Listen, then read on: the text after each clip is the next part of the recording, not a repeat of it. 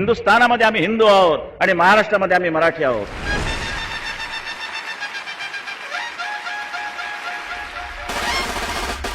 मनामध्ये माझ तरी आपण मुजोर नाही, दिसतो साधे भोळे तरी मनगट कमजोर नाही. आपल्याला लढायचा कुणामध्ये जोर नाही, आपल्या एवढी कुणाचीही निष्ठा कठोर नाही. महाराष्ट्र वाचवण्या मतभेदा दूर टाकले, मराठीच्या रक्षणात भाव माझा एक नाहले. पक्ष आपला, पक्ष आपला, पक्ष आपला ठाकरे.